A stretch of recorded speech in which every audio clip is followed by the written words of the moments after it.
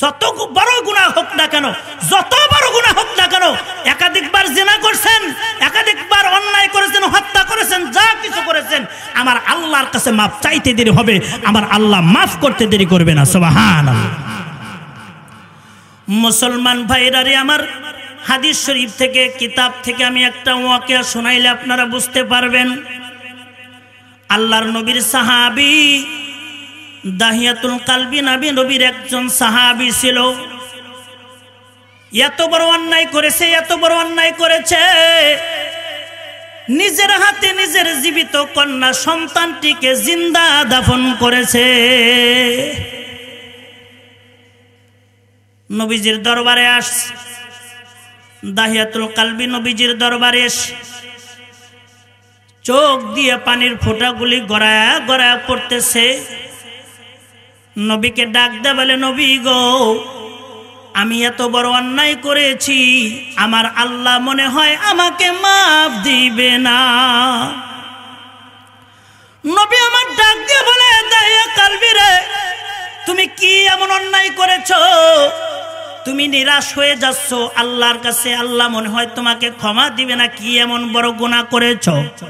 দাহিয়াতুল কালবি নবীকে ডাক দেয়া বলে, নবী গো, আমি নিজের হাতে নিজের আমার কলিজার টুকরা জীবিত কন্যা সন্তানটিকে জিন্দা দাফন করেছি। নাউযুবিল্লাহ বলেন, আর জোরে বলুন নাউযুবিল্লাহ। নবী আমার ডাক দে বলে, এমন কাজ কেউ করতে পারে না। দাহিয়াতুল কালবি বলে, নবী গো, আমি তো এই অন্যায়টা করে ফেলেছি, আমার ক্ষমার কি ব্যবস্থা আসেনি? নবী আমার ডাক দে বলে, দাহিয়াতুল কালবি, তুমি কিভাবে তোমার কন্যা সন্তানটিকে জিন্দা দাফন করলা, একটু কি বলবা, আমাকে একটু শোনাইবা? দাহিয়াতুল কালবি নবীজির কাছে এক এক করে বর্ণনা করতে লাগলেন। দাহিয়াতুল কালবি নবীকে ডাক দে বলে, নবী গো, আমি সফরে বের হইলাম। সফরে বের হওয়ার পূর্বে আমার স্ত্রীর গর্ভে আমার একটা সন্তান ছিল। আমি স্ত্রীকে ডাক দে বললাম, প্রাণের বিবি, তোর পেটে আমার যে সন্তানটা আছে, সন্তানটা যদি ছেলে হয় তাহলে আদর যত্ন করে বড় করবি, আর যদি কন্যা সন্তান হয়, মেয়ে হয়, তাহলে গলা টিপে হত্যা করবি, জীবিত রাখবি না। নাউযুবিল্লাহ বলেন। দাহিয়াতুল কালবি এই কথা বলে সফরে চলে গেল বাজান। দীর্ঘদিন পরে দাহিয়াতুল কালবি বাড়িতে আসছে। দীর্ঘ 5 থেকে 6 বছর পরে আসছে। যেমন মানুষ বিদেশের বাড়িতে যায়, 2-4-5 বছর পরে আসে। লম্বা সফরে গিয়েছিল দাহিয়াতুল কালবি। লম্বা সফর শেষ করে বাড়িতে আসার পরে দেখে নিজের সামনে দিয়া এত সুন্দর চেহারা বিশিষ্ট ফুটফুটে একটা কন্যা সন্তান ঘোরাফেরা করে।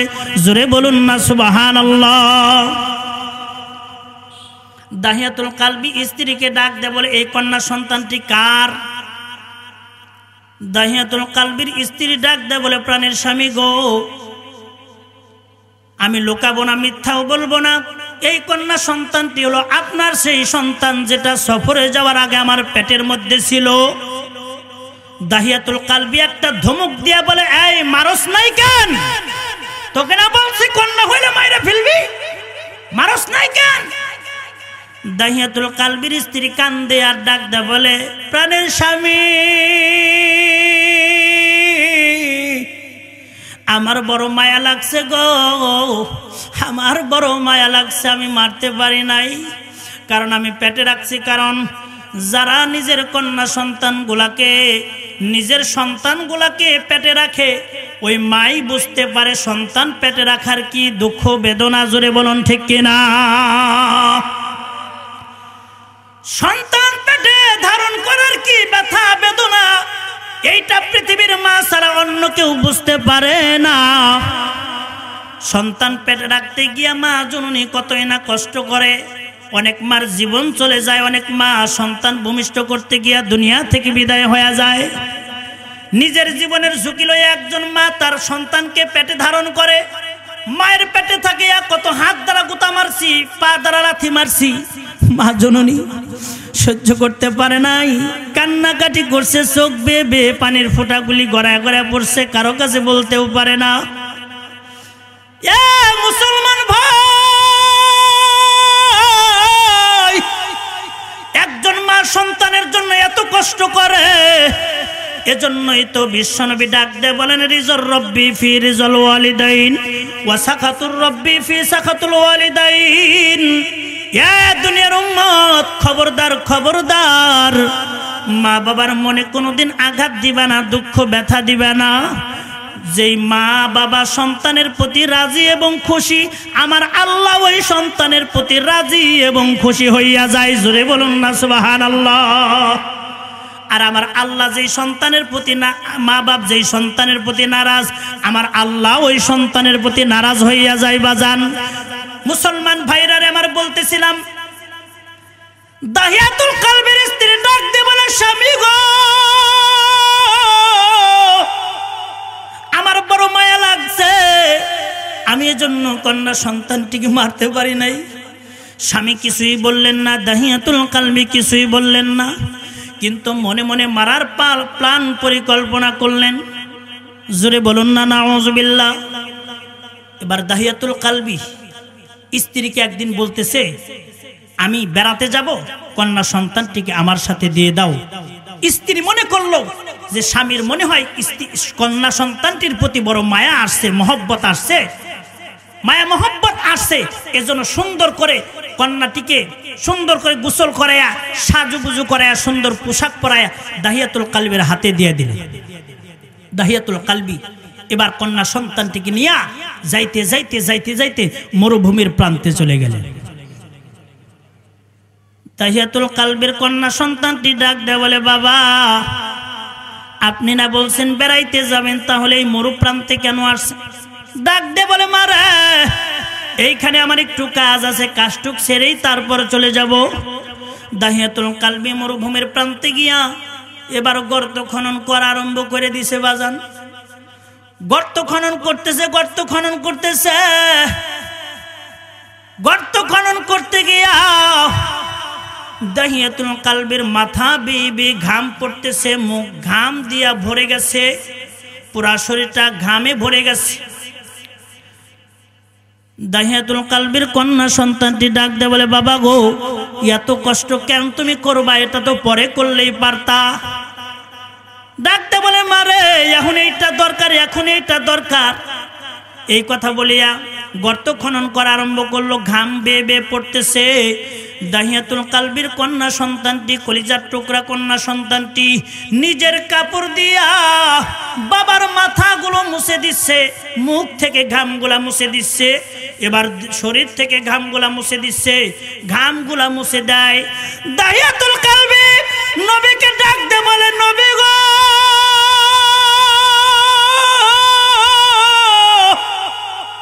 তারপরও আমার কন্যা সন্তানটির প্রতি আমার একটু মায়া মহব্বত আসলো না, একটু মায়া আমার মধ্যে লাগলো না।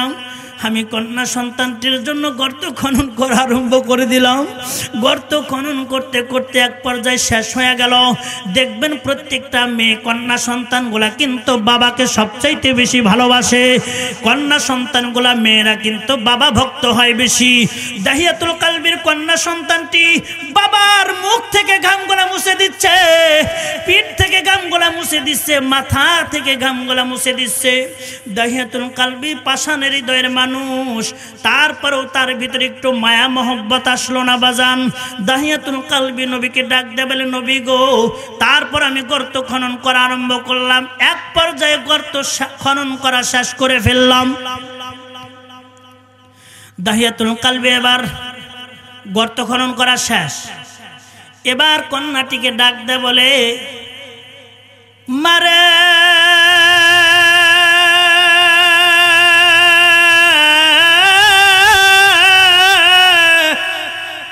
ও মা, দেখো না কত সুন্দর একটা গর্ত করেছি, কেমন হয়েছে মা, তুমি একটু দেখো। দাহিয়াতুল কালবি এই কথা বলতে গিয়া নবীর সামনে কান্নায় ভেঙে পড়ছে। দাহিয়াতুল কালবি ডাকতে বলে, নবী গো, আমি আমার কন্যা সন্তানটিকে গর্তের সামনে নিয়ে গেলাম। তারপরে আমি আস্তে আস্তে কন্যা সন্তানটিকে, আমার কন্যা সন্তানটি যখন গর্ত দেখার জন্য গর্তের দিকে উকি মারছে, নবী গো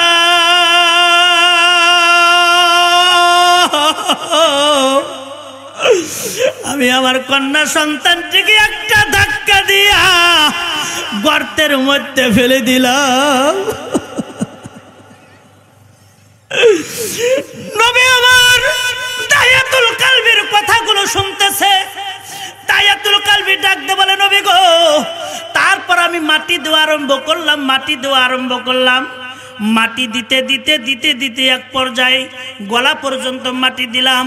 আমার কন্যা সন্তানটি হাউমাউ করে কান্নাকাটি আরম্ভ করছে। কন্যা সন্তানটি ডাক দিয়ে বলে, বাবা গো, ও বাবা, আমি বুঝেছি তুমি আমাকে একেবারেই মেরে ফেলে দিবা, মারার জন্য এখানে আনছ। বাবা, তোমার কাছে আমি আমার জানটা ভিক্ষা চাই, আমার জানটা একটু ভিক্ষা দাও। আমি কোনোদিন তোমাকে আব্বা বলে ডাক দেব না। কন্যা সন্তান তো আমি ইচ্ছাকৃতভাবে হই নাই, আল্লাহ পাক রব্বুল আলামিন তো আপনার মাধ্যমে দুনিয়াতে আমাকে পাঠাইছে, আমি নিজ ইচ্ছাকৃতভাবে আসি নাই গো বাবা, আল্লাহ পাক রব্বুল আলামিন আমাকে পাঠাইছে। ও বাবা, আমি তোমাকে কোনোদিন আব্বা বলে ডাক দিব না, আমার জানটা ভিক্ষা দাও। আমি তোমাদের এলাকায় আর কোনোদিন যাব না, আমি এলাকা ছেড়ে চলে যাব, কোনোদিন তোমাদের এলাকায় আসবো না, কোনোদিন তোমাকে আব্বা বলে ডাক দিব না গো বাজান, আমাকে মাফ করিয়া দাও, আমার জানটা ভিক্ষা দাও। কালবি নবীকে ডাক দে বলে, নবী গো,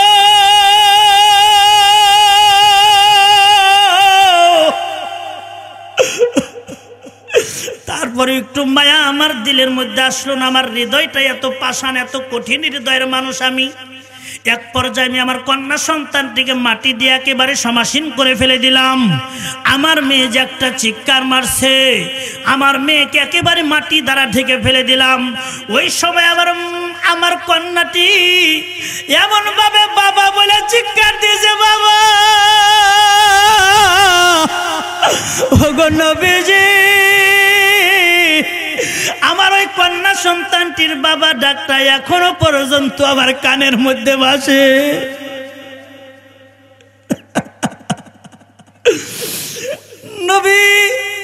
নবী গো, আমি খাইতে গেলে আমার ওই কন্যা সন্তানটির ডাক মনে পড়ে যায়, শুইতে গেলে মনে পড়ে যায়, কোথাও গিয়ে আমি শান্তি পাই না। কন্যা সন্তানটির চেহারাটা আমার চোখের মধ্যে ভাসে। ওগো নবীজি, আমি এত বড় অন্যায় করেছি, আল্লাহ আমাকে মাফ দিবনি। দাহিয়াতুল কালবির কথা শুনিয়া নবী আমার চোখের পানি ধরে রাখতে পারলেন না। নবী কান্দে। দাহিয়াতুল কালবিকে ডাক দে বলে, দাহিয়াতুল কালবি রে, এত বড় পাষাণ হৃদয়ের মানুষ তুই, এইভাবে তোর কন্যা সন্তানটিকে তুই জিন্দা দাফন করতে পারলি, তোর ভিতরে কি একটু মায়া লাগলো না? দাহিয়াতুল কালবির কন্যা সন্তানটি এইভাবে শেষ হয়ে গেল। দাহিয়াতুল কালবিকে নবী ডাক দে বলে, দাহিয়াতুল কালবি রে, ও দাহিয়াতুল কালবি, তারপরেও নিরাশ হইস না, নিরাশ হইস না। আল্লাহ পাক রব্বুল আলামিন কোরআনে কারিমের মধ্যে বলেছেন, কুল ইয়া ইবাদিয়াল্লাযীনা আসরাফু আলা আনফুসিহিম লা তাকুনাতু মির রাহমাতিল্লাহ ইন্নাল্লাহা ইয়াগফিরুয যুনুবা জামিআ ইন্নাহু হুয়াল গফুরুর রহিম। জোরে বলুন না আল্লাহু আকবার। মুসলমানের আওয়াজ দেয়া বলেন আল্লাহু আকবার। লা ইলাহা ইল্লাল্লাহ, জোরে লা ইলাহা ইল্লাল্লাহ, বলো লা ইলাহা ইল্লাল্লাহ, লা ইলাহা ইল্লাল্লাহ, জোরে লা ইলাহা ইল্লাল্লাহ।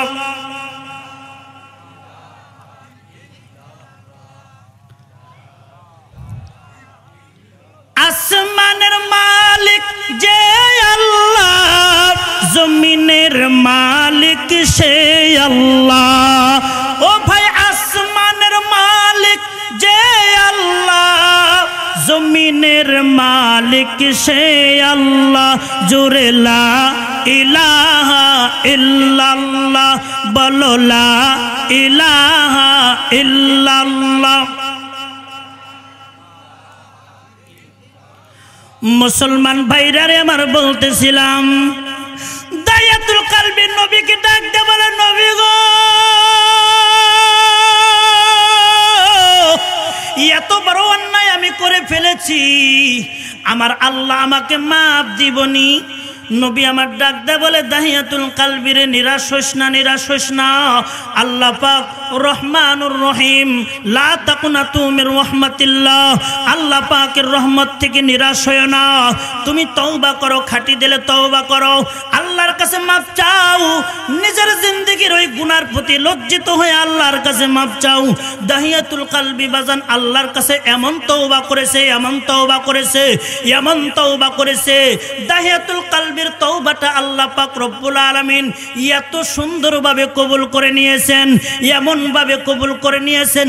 দাহিয়াতুল কালবি এত বড় জঘন্যতম পাপ করার পরেও আল্লাহ দাহিয়াতুল কালবিকে নিষ্পাপ বানায়া দিছে।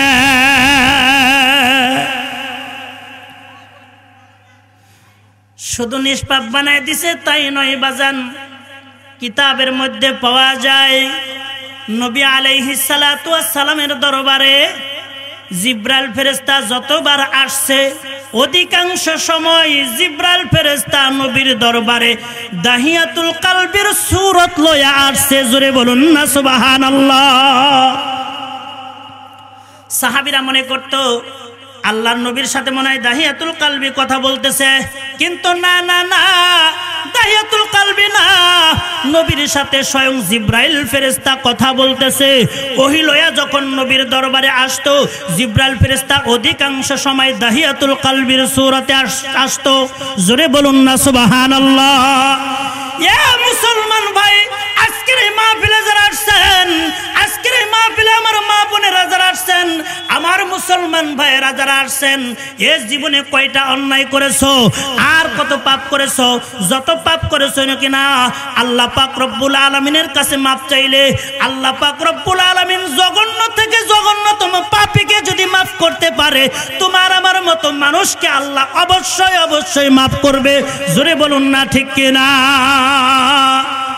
মুসলমান ভাইরা রে আমার, ইসলাম ধর্ম এমন একটা ধর্ম, ইসলাম ধর্ম এমন একটা সুন্দর ধর্ম, এই ধর্মটা এত সুন্দর ধর্ম যে যত বড় পাপী হোক না কেন, ইসলামের ছায়াতলে আসলে আল্লাহ পাক রব্বুল আলামিন তাদেরকে নিষ্পাপ বানায়া দেয়। জোরে বলুন না সুবহানাল্লাহ। আল্লাহ তাদেরকে নিষ্পাপ বানায়া দেয়। যত বড় পাপিষ্ঠ হোক না কেন, ইসলাম কবুল করার পরে বান্দাটা নিষ্পাপ হয়ে যায়। এজন্যই তো রাসূল বলেন, মান ক্বালা লা ইলাহা ইল্লাল্লাহ দাখালাল জান্নাহ, যে ব্যক্তি বলবে লা ইলাহা ইল্লাল্লাহ, আল্লাহ পাক রব্বুল আলামিন তাকে জান্নাতের মেহমান বানায় দিবেন। জোরে বলুন না সুবহানাল্লাহ। একজন ইমানদারের কেমন দাম, একজন ইমানদারের কেমন দাম? এ মুসলমান ভাই, এই পৃথিবীর জমিনের মধ্যে যতদিন পর্যন্ত একজন ইমানদার থাকবে, একজন ইমানদার থাকবে, একজন আল্লাহ আল্লাহ বলনেওয়ালা, আল্লাহ পাকের পেয়ারা বান্দা, আল্লাহকে বিশ্বাসকারী, আল্লাহকে বিশ্বাসকারী এমন একজন ইমানদার যতদিন পর্যন্ত পৃথিবীর জমিনে থাকবে, আল্লাহ পাক রব্বুল আলামিন ততদিন পর্যন্ত এই পৃথিবীকে ধ্বংস করবে না। আল্লাহু আকবার বলেন। তাহলে মুসলমান ভাই, একজন ইমানদারের কত দাম, একজন ইমানদারের কত দাম? মুসলমান ভাইরা আমার একটা ওয়াকিয়া বলেই আমি আজকের আলোচনা শেষ করে দিব। খাইবারের যুদ্ধে মুসলমানদের সাথে আর অমুসলিমদের সাথে যে যুদ্ধ হইতো, নবী আলাইহিস সালাতু ওয়াস সালাম খাইবারের যুদ্ধে নিজে সরাসরি অংশগ্রহণ করেছেন। জোরে বলুন সুবহানাল্লাহ। ইসলাম ধর্ম এমন একটি ধর্ম, ইসলামের ছায়াতলে যখন একটা মানুষ আসে, আগে ছিল অমুসলিম, কালেমা পড়ার পরে সে হয়ে যায় মুসলমান। জোরে বলুন সুবহানাল্লাহ। একটু পূর্বে ছিল আল্লাহর দুশমন, কালিমা পড়ার পরে আল্লাহর বন্ধু হয়ে যায়। আল্লাহু আকবার। ইসলাম ধর্ম কেমন একটা ধর্ম! ইতিপূর্বে সে ছিল আল্লাহ পাকে তার প্রতি ছিল অসন্তুষ্ট, কালিমার ছায়া তলে আসার পরে আল্লাহ পাক তার প্রতি হয়ে যায় সন্তুষ্ট। জোরে বলুন না আলহামদুলিল্লাহ। মুসলমান ভাইরা রে আমার, খাইবার যুদ্ধে নবী আলাইহিস সালাম অংশগ্রহণ করেছে। ইহুদিদের সবচাইতে বড় যে দুর্গটা ছিল, ওই দুর্গ মুসলমানরা ঘেরাও করে ফেলছে। মুসলমানদের বিরুদ্ধে ইসলামের শত্রুরা, ইসলাম বিদ্বেষীরা, তারা হাজারো প্রকার ষড়যন্ত্র করা আরম্ভ করে দিল। জোরে বলুন নাউজুবিল্লাহ। অনেকভাবে ষড়যন্ত্র করতেছে মুসলমানদেরকে কিভাবে ধ্বংস করা যায়, নবীজিকে কিভাবে ধ্বংস করা যায়, মুসলমানের এই প্ল্যান পরিকল্পনাগুলা কিভাবে নস্যাৎ করে দেওয়া যায়, এ ধরনের হাজারো পরিকল্পনা করতেছে। জোরে বলুন না নাউজুবিল্লাহ। কিন্তু আল্লাহ পাক রব্বুল আলামিন, দু জাহানের বাদশা নবী ওই খাইবার যুদ্ধে উপস্থিত। নবী আলাইহিস সালাতু ওয়াস সালাম এরকম ভাবে তাবু গেড়ে বসে আছে। মুসলমানেরা খাইবারের সবচাইতে যে বড় দুর্গটা আছে, এই দুর্গ ঘেরাও করে ফেলছে। কয়েকদিন হয়ে যায়। ঠিক এমন একটা সময় ইতিহাসের পাতায় একজন রাখাল, তার নাম হাদিসের কিতাবের মধ্যে পাওয়া যায় আসওয়াদ রাখাল। তার নাম কি ভাই? আসওয়াদ। আসওয়াদ সে ছিল একেবারে কৃষ্ণবর্ণের, কালো চেহারাটা ছিল কালো, কিন্তু আল্লাহর কাছে অনেক ভালো। জোরে বলুন না সুবহানাল্লাহ। আল্লাহর নবীর সাহাবী এই রাখালটা, চেহারা ছিল কালো কিন্তু আল্লাহর কাছে বড় ভালো। রাখালটি বকরির পাল লয়ে মেষ চড়ায়। এবার ওই পশুর পাল লয়া এবার চিন্তা করে মুসলমানরা এত কষ্ট করতেছে, ইহুদিরা বা ইসলাম বিদ্বেষীরা এত ষড়যন্ত্র করতেছে মুসলমানদের বিরুদ্ধে, আর মুসলমানেরা কেনই বা এত কষ্ট করে এই খাইবার যুদ্ধে ঘেরাও করলো, বিশাল দুর্গ ঘেরাও করলো, তাদের বুনিয়াদটা কি, তাদের ইচ্ছাটা কি, এইটা একটু বোঝা দরকার। রাখাল বেচারা বকরির পাল লয়া এবার রওনা হইছে। মুসলমানেরা মনে করলো বকরি চড়াইতে চড়াইতে আসছে, তেমন কিছু মনে করে নাই। এই রাখালটি যাইতে যাইতে একেবারে মুসলমানেরা যেখানে অবস্থান করে সেখানে চলে গেছে। নবী আলাইহিস সালাতু ওয়াস সালামের কাছে যাওয়ার আগেই এক মুসলমানের সাথে সাক্ষাৎ। ডাক দে বলে, এই তোমরা তো মুসলমান, তোমাদের বুনিয়াদটা কি? এই যে এতগুলা মানুষ তোমরা এসেছো, এই দুর্গ তোমরা ঘেরাও করে ফেলেছো, যুদ্ধ করার জন্য আসছো, তোমাদের মূল দাওয়াতটা কি, বুনিয়াদটা কি?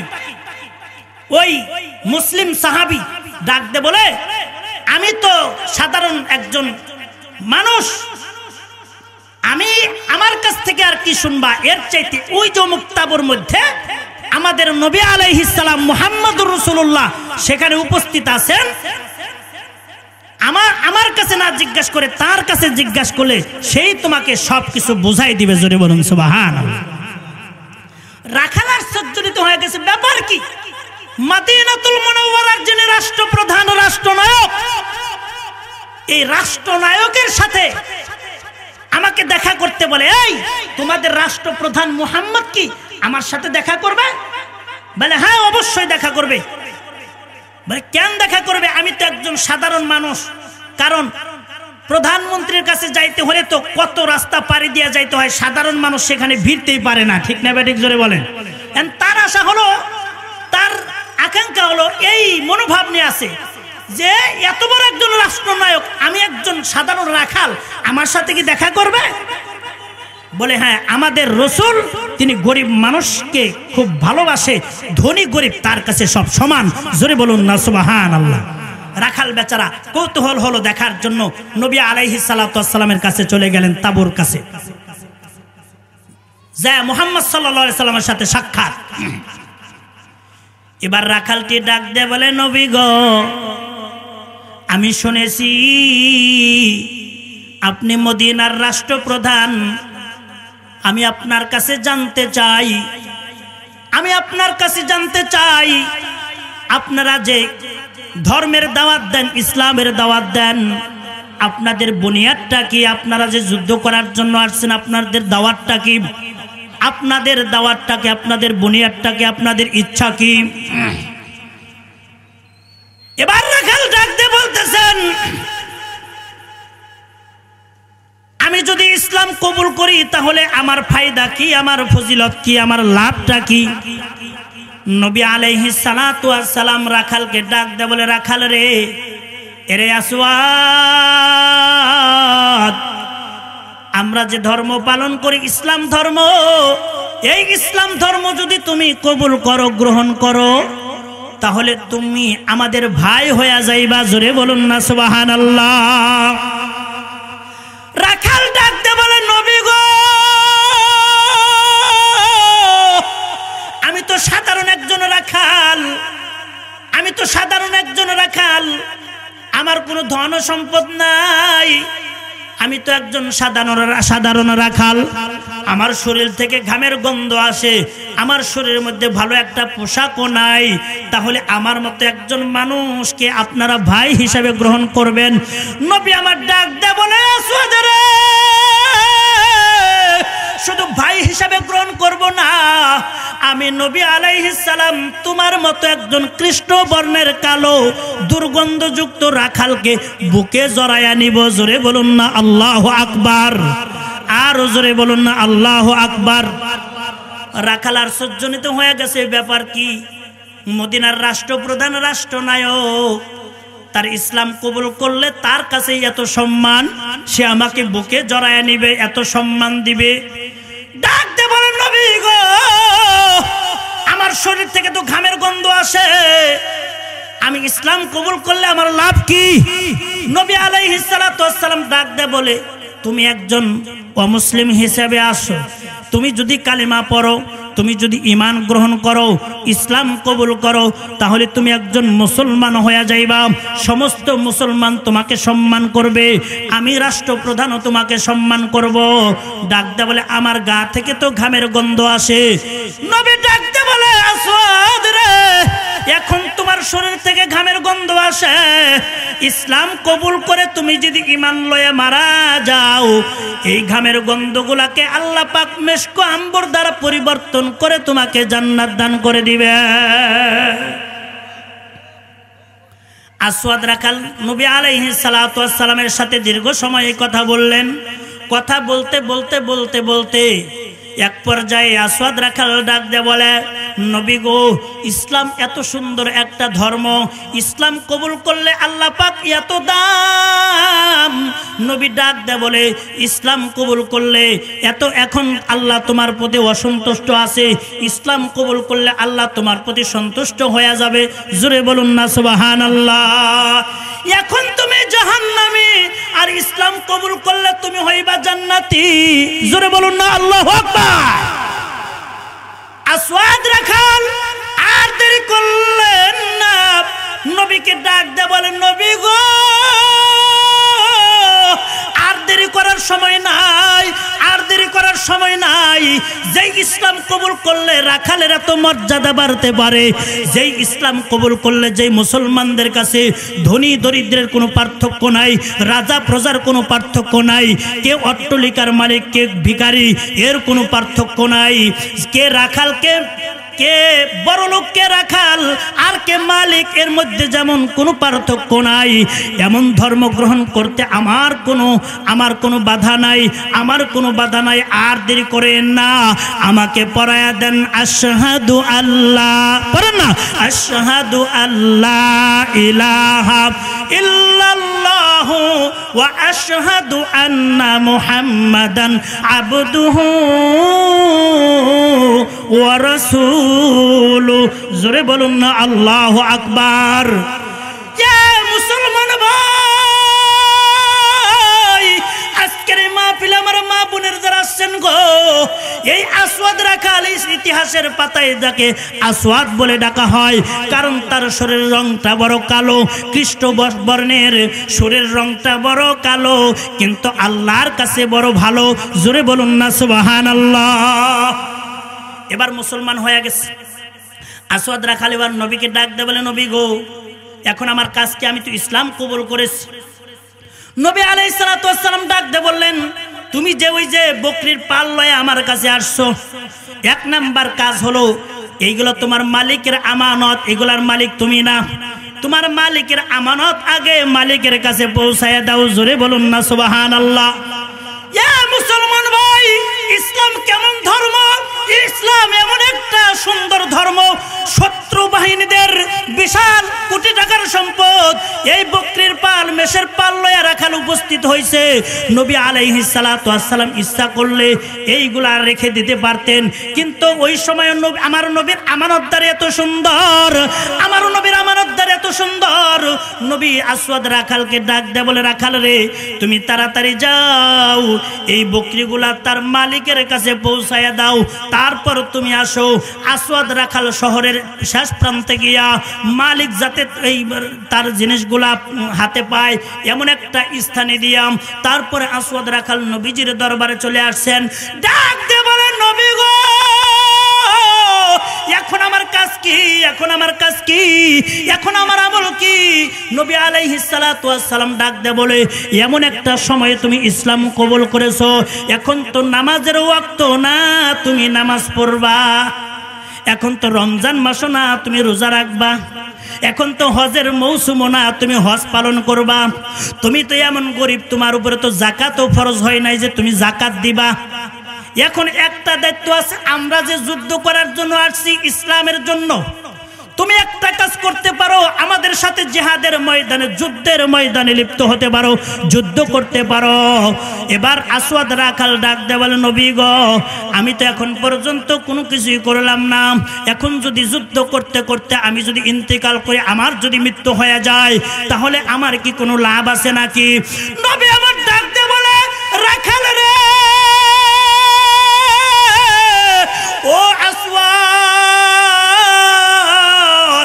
এই জিহাদের ময়দানে গিয়া ইসলামের জন্য, আল্লাহর জন্য যুদ্ধ করতে করতে করতে করতে যদি তোমার ইন্তিকাল হয়ে যায়, যুদ্ধ করতে করতে তুমি যদি মৃত্যুবরণ করো, আল্লাহ পাক রব্বুল আলামিন তোমার মতো রাখালের জন্য জান্নাতুল ফেরদাউস রেডি করে রেখেছেন। মরতে দেরি হবে, জান্নাতুল ফেরদাউসের মেহমান হইতে দেরি হবে না। আল্লাহু আকবার বলেন, আর জোরে বলুন না আল্লাহু আকবার। মুসলমানের আওয়াজ দেয়া বলেন আল্লাহু আকবার। নবী আমার ডাক দেয়া বলে, মরতে দেরি হবে, তোমার জান্নাতে যাইতে দেরি হবে না। আসওয়াদ রাখাল নবী আলাইহিস সালাতু ওয়াস সালামের কথা মোতাবেক জিহাদের ময়দানে, যুদ্ধের মধ্যে এরকম ভাবে লেগে গেলেন। যুদ্ধ করতে করতে করতে করতে এক পর্যায়ে আসওয়াদ রাখাল শহীদ হয়ে যায়, মারা যায়, শেষ। নবী আলাইহিস সালাতু ওয়াস সালাম যখন যুদ্ধ শেষ, খাইবার বিজয় হয়ে গেল। আল্লাহু আকবার বলেন। খাইবার বিজয় হয়ে গেল, দীর্ঘদিনের মেহনত আর দীর্ঘদিনের ফলাফল, খাইবার বিজয় হয়ে গেল। এবার নবী আলাইহিস সালাতু ওয়াস সালাম যে সকল সাহাবীরা মারা গেছে, শহীদদের লাশগুলা একখান করতেছে, শহীদদের লাশগুলা একত্রিত করতেছে। এইভাবে হঠাৎ করে আমার নবী বিশ্ব নবী রাহমাতাল লিল আলামিন যখন গিয়ে দেখলেন আসওয়াদ রাখালের লাশটা পড়ে আছে, যুদ্ধ করতে করতে দুনিয়া থেকে বিদায় হয়ে গেছে। আসওয়াদ রাখালের চেহারাটা দেখিয়া নবী আলাইহিস সালাতু ওয়াস সালাম চোখের পানি ফেলে দিলেন, কান্না আরম্ভ করলেন। নবী আলাইহিস সালাতু ওয়াস সালামের চোখ দিয়া পানির ফোঁটাগুলি গড়ায় গড়ায় পড়তেছে। নবী আমার সাহাবীদেরকে ডাক দিয়ে বলে, সাহাবীরা, ও আমার সাহাবীরা,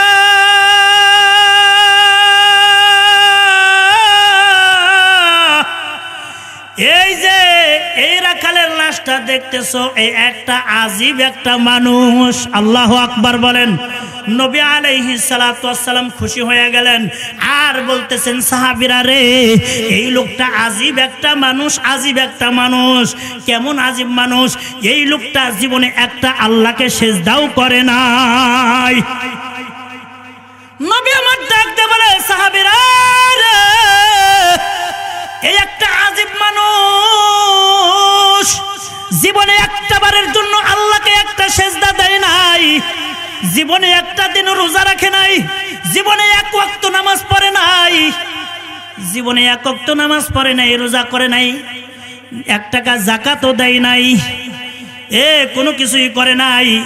কিন্তু আল্লাহ পাক রব্বুল আলামিন এই লোকটার জন্য জান্নাতুল ফেরদাউস রেডি করে রেখেছেন। এই আমার উম্মতটা, আল্লাহর এই বান্দাটা জান্নাতের মেহমান হয়ে গেছে। জোরে বলুন না সুবহানাল্লাহ, আর জোরে বলুন না আল্লাহু আকবার।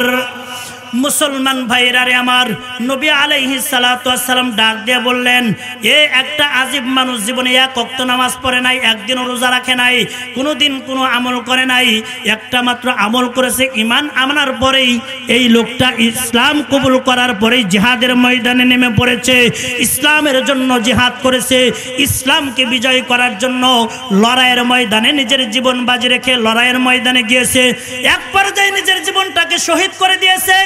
এই আমার সাহাবীরা শুনে রাখো, শুনে রাখো, এই লোকটা যদিও জীবনে এক ওয়াক্ত নামাজ পড়ে নাই, একটা রোজাও রাখে নাই, 1 টাকা যাকাতও দেয় নাই, হজও করে নাই, কিছুই করে নাই, কিন্তু আল্লাহ পাক রব্বুল আলামিন আমার এই উম্মতের প্রতি এত সন্তুষ্ট হয়ে গেছে, এত সন্তুষ্ট হয়ে গেছে, এই লোকটা আল্লাহর জান্নাতি মেহমান হয়ে গেছে, আল্লাহর জান্নাতের মেহমান। জোরে বলুন সুবহানাল্লাহ। মুসলমান ভাইরারে আমার বলার উদ্দেশ্য হলো ঈমান এমন একটা দামি সম্পদ, ঈমান এমন একটা মহা দৌলত।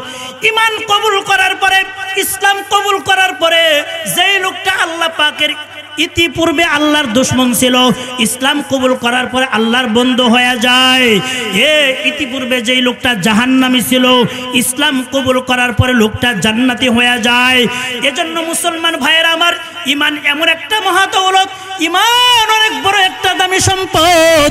এজন্য ঈমান হেফাজতের জিম্মাদারি পালন করতে হবে। ঈমান যেন কোনোভাবে আমাদের ঈমান যেন নষ্ট না হয়ে যায়। ঠিক না বেঠিক? জোরে বলেন। ঈমান যেন নষ্ট না হয়ে যায়। ঈমান কতভাবে চুরি হয়ে যাইতেছে, ঈমান চুরি হয়ে যাইতেছে। ঠিক না বেঠিক? জোরে বলেন।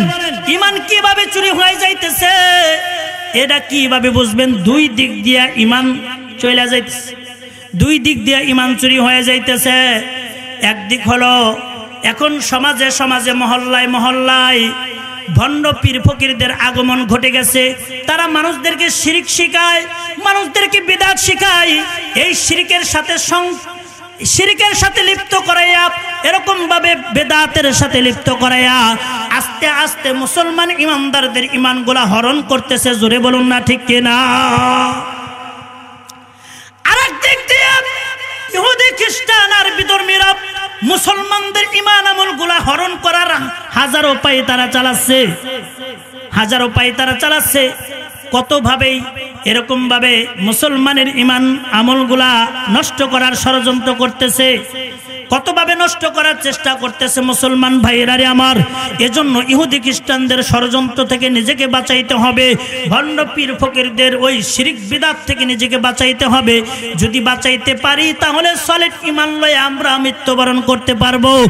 আর যদি তা না করি, ঈমান যদি হেফাজত না করি, কোন দিক দিয়ে আপনি মনে করতেছেন 5 ওয়াক্ত নামাজ পড়তেছি, আপনি মনে করতেছেন টুপি মাথায় দিয়ে আছি, আপনি মনে করতেছেন সব সময় তো আল্লাহ বিল্লাহ করতেছি, কোন দিক দিয়া শিরকের মাধ্যমে আপনার ঈমান চইলা যাইতেছে নিজে টের পান না।